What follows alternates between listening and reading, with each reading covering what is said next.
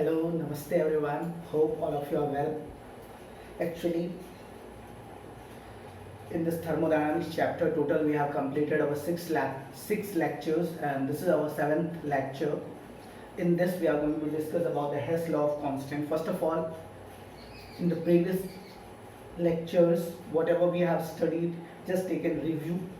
We have gone through the what is thermodynamics, system and surrounding, types of system, heat, work, first law of thermodynamics, enthalpy, other state functions, pressure, temperature, volumes, internal energy. As further we have moved towards the reaction enthalpy, standard reaction enthalpy. In the previous video we have discussed about the standard reaction enthalpy, and in this video we are going to discuss about the Hess law of constant heat summation. You know very well, in any reaction, sometimes what happens, the reaction complete in one step, and many times the reaction complete in 2 or 3 steps, but we just see only one step. Yeah, it can complete. Just suppose here that here A to B, if reaction is here, these are reactant and this is product. Just it has shown you that within a step the reactant has converted into its product. But if I talk about that they have two several steps, C and D, then they have completed to the B. So there are sometimes we just see a normal reaction that from the reactant it is directly converted into the product. But sometimes it happens that it takes 2 or more than 2 steps also, right? So here the Hess law is nothing else. The Hess law, if a reaction takes place in several steps, then its standard reaction enthalpy, remember this word, standard reaction enthalpy, is the sum of the standard enthalpies of intermediate reactions into which the overall reaction may be divided at the same temperature. Now you should know that what it means to say. What is Hess law? Hess law is nothing else. It is, you have to calculate the standard reaction enthalpy. Either you go in one step or the number of several steps. It is the sum of all the intermediate reactions enthalpies. Overall reactions may be divided into same temperature. Yeah. Question is, the temperature should be same. As already I have told you in the extensive and intensive properties that temperature is an it is not an extensive property, it is an intensive property. So definitely temperature will be same for either A, B, C, A, C, D or A to B. Now, as we have understand the concept, now I would like to tell you that have you ever thought that some of the reactions are independent, some of the reactions are not independent, and some of the reactions have many more things that we should know about it? Have you ever thought about it, that how do these things happen really? Actually, why I am telling you these things? These things because I just want to tell you that if you take a reaction, just suppose that sometimes what happens when we clean our verandas or our house, after cleaning whatever the garbage we get, we directly burn that garbage. But some plastics do not burn, they do not get a sufficient amount of oxygen. So that carbon do not burn, it get a lack of oxygen, so it converts into carbon monoxide, right? It converts into carbon monoxide. Now you have understand, if this carbon monoxide, what will be the delta, or you can say heat enthalpy reaction, delta HR. You just suppose here I have given you one reaction, carbon plus half O2 is carbon monoxide. You have to calculate that what is the enthalpy rate of reactions. Means here you have to just calculate in this reaction what is the rate of enthalpy, what is the rate of reaction in this enthalpy. Now, although we know very well carbon monoxide is a major product, but carbon dioxide gas, generally because of the lack of oxygen we get carbon monoxide. But if I talk about, we cannot measure the enthalpy change for this reaction, carbon plus half oxygen is equal to carbon monoxide. We can't find out. We have to give some of the steps, like this. We have burned the graphite, carbon plus oxygen is equal to carbon dioxide. To burn, as we have already, I have told you about the exothermic and endothermic reaction. In the chemical bonding also I have said you, when of the two elements lower its energy, which energy, that is the enthalpy only here, as we have told you that delta HR for carbon plus oxygen, carbon dioxide, when carbon burn with this graphite bond and produces a carbon dioxide, that time it releases with this rate of reaction enthalpy is minus 393.5 kilojoule per mole. But if I talk about the same thing, if I convert, when the carbon dioxide has been converted to carbon plus oxygen, then it will be plus 393.5 kilojoule per mole. Because as I have told you that the rate of reaction, what rate of reaction? Especially about the exothermic and endothermic reaction. Exothermic reaction and endothermic reaction, as you know very well, that in the exothermic reaction what happens? The heat evolves, and endothermic reaction, heat involves.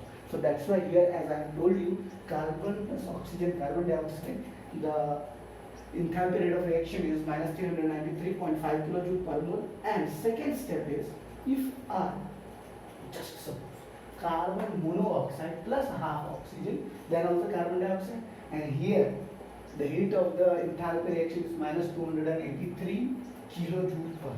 Now question is that sir, how you have found?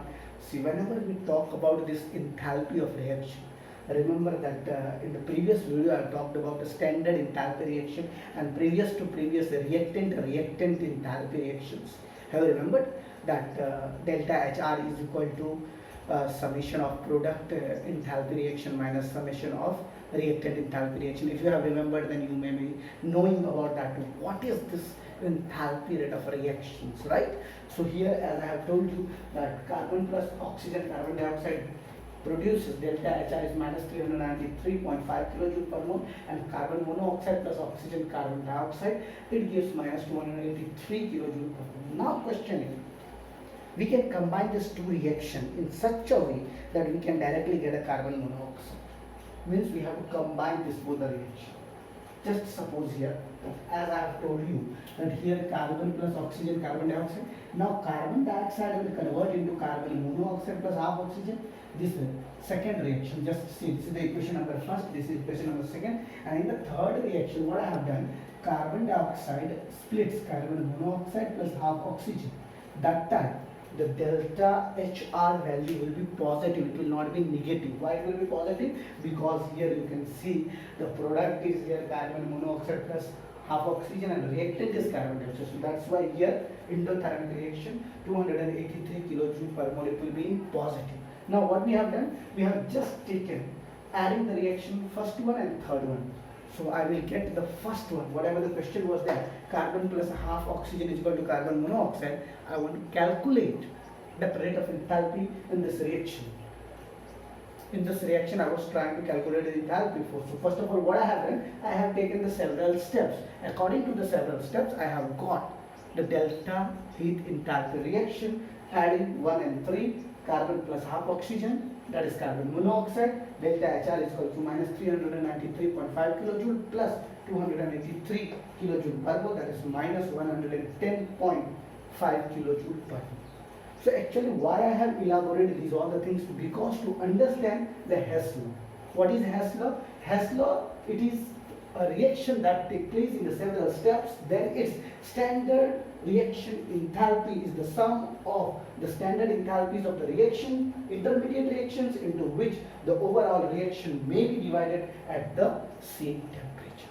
So to understand this all the concept, you must know about that how to overall do the reactions.